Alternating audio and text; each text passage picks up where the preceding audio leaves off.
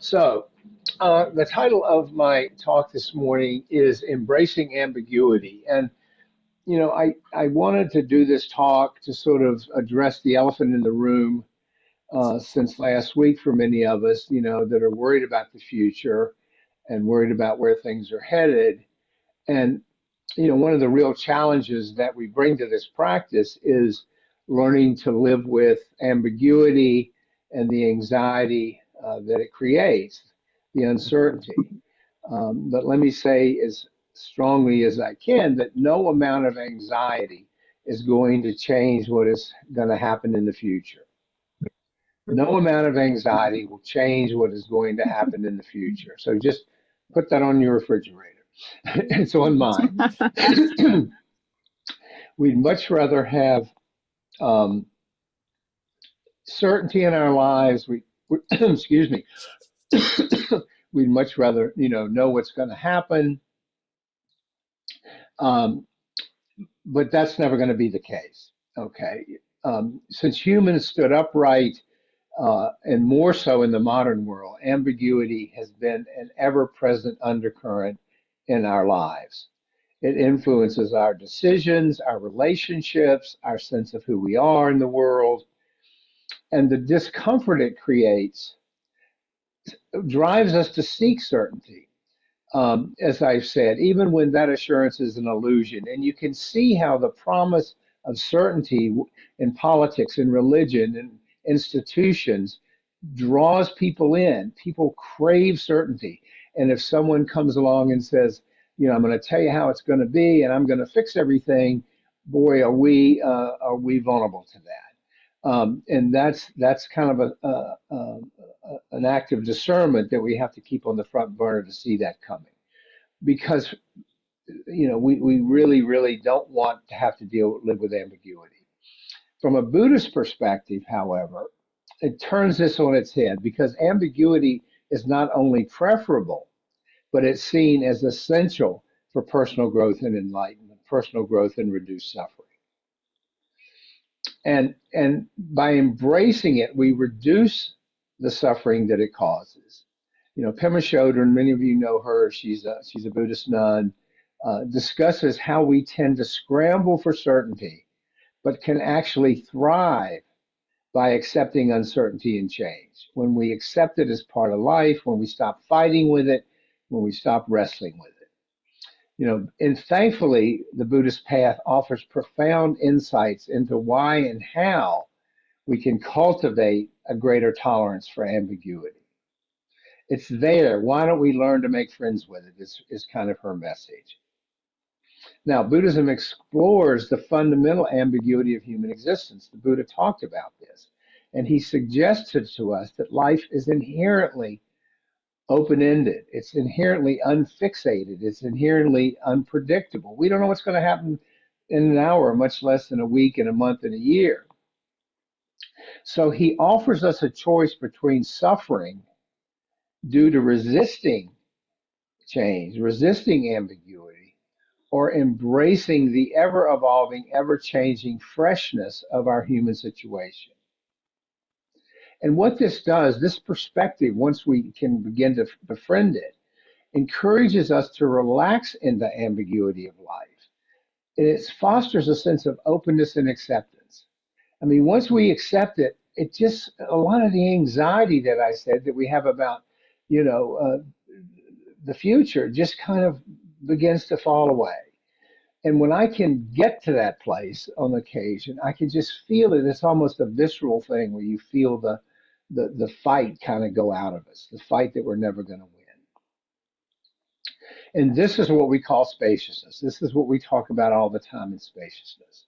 So what if we see ambiguity as not merely a challenge, to confront, but a rich field for contemplation, for understanding, for dealing with life?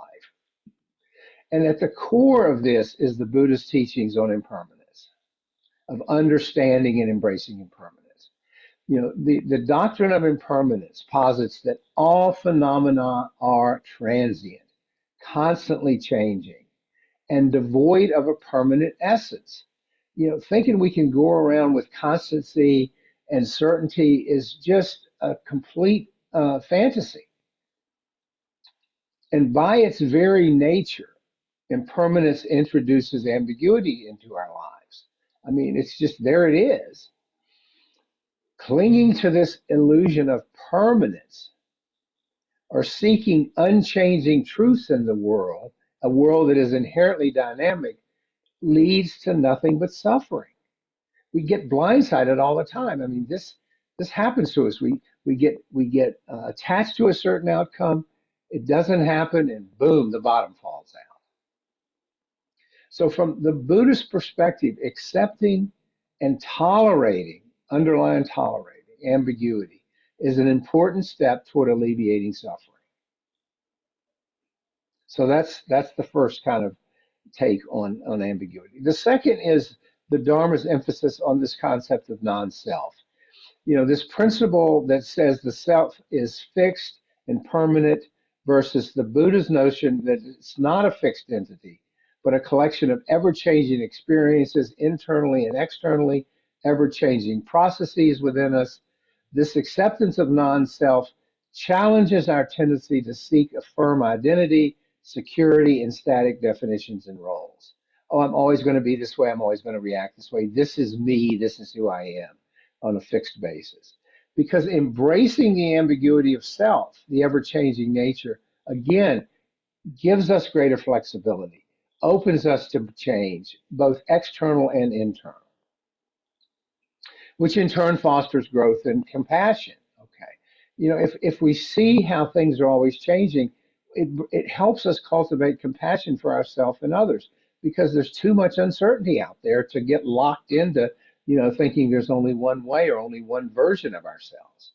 If we let go of these rigid self concepts, we can better navigate the uncertainties of life because our inner world reflects that outer world of uncertainty, of all change, with a greater sense of peace and equanimity. And we use our sitting meditation practice as a practical tool for training ourselves to tolerate ambiguity, to see all the ways that we're always changing internally with our thoughts, our feelings, our sensations, and so forth. With our mindfulness practice, we learn to observe our thoughts, our emotions, and our sensations without attachment and without aversion. We don't try to cling to the good ones, push away the unpleasant ones. So non-clinging of all that stuff to our emotions, thoughts, and sensation helps us tolerate ambiguity because that's what's going on inside of us. I'm not sure how I'm going to react to something tomorrow, the next day. I mean, who knows? Am I in a bad mood? Am I in a good mood? Am I happy? Am I sad? All that's going to change and determine, how I react. It's all uncertain. And this non-judgmental awareness helps us recognize the transient nature of our experiences. And the good news here is what that does, it reduces our need for certainty and it reduces our need to try to control everything. Trying to control everything is just nothing but a life based filled with anxiety because we can't do it. We're always, losing the battle. This path fosters a deep understanding that ambiguity is a natural and unavoidable aspect of life. And once we embrace that with a sense of acceptance, our suffering is going to go down. Now, a third aspect of learning to tolerate ambiguity, and this may seem a little more tangential, but I hope to show you how it is not so removed, is closely tied to the cultivation of loving kindness and compassion.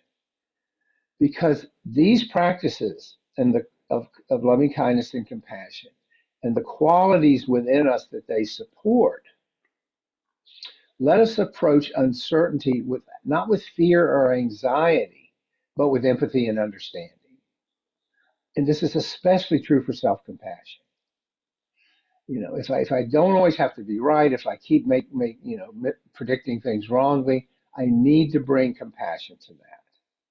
Practicing compassion toward ourselves and others in the face of ambiguity really does help us with a more harmonious existence because it reduces the friction the friction, the rub that arises from that desire for control, that seeking of predictability.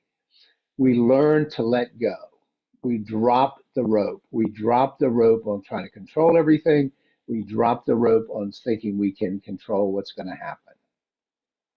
Now, recall that the Buddha taught a middle way on navigating life's ambiguities. He advocated for a balanced approach which avoids the extremes of rigid dogmatism, which is where people go when they need control, when they seek control. This is black and white. This is the way life is. This is the way your life's going to be. Or complete relativism, like what the heck, nothing matters. Just give it up. Don't try to direct your life. Don't try to live it skillfully. Just live it how willy nilly. The middle way allows us to open to the fluidity of life while maintaining a sense of groundedness and purpose. So we recognize the uncertainty, recognize the ambiguity, but we hold true to our values. We hold true to the teachings of this path, which ground us, which give us that port in the storm when the winds are battering us around, which they will, and they probably already have for many of us. And this balanced approach, this middle way, gives us, enables really a harmonious existence with the uncertainties of life that exist. We just are in an accepting mode. We stop fighting with life. We stop trying to attain the unattainable, which is control and predictability. So, from a Buddhist perspective, again, learning to tolerate ambiguity and make peace with it is an essential aspect of spiritual and personal development. By embracing impermanence and understanding it, by practicing mindfulness, by cultivating compassion, by following the middle way, we transform our relationship with uncertainty. And this is just such an alien concept in our Western culture. I mean, people in the East with a deep practice really get this, whereas we just can't let it go. But this transformation, if we can begin to achieve it, leads not only to a reduction in suffering, which it does, but a deeper understanding and appreciation of the complex and interconnected nature of existence. That is, by definition, spaciousness. We live in a more spacious, open, and less constrained world. In our world, where ambiguity is often a source of discomfort, our path, the path the Buddha taught, offers peace, resilience, and reduced suffering. And boy, in this life, in this time in our lives, if ever there was a need for acceptance of ambiguity, not knowing, we all think we know where things are going to head, where they're going, but we don't know. As I said the other day, someone said, this is just part of it, whatever it is. That's the best we can do. So that is embracing ambiguity.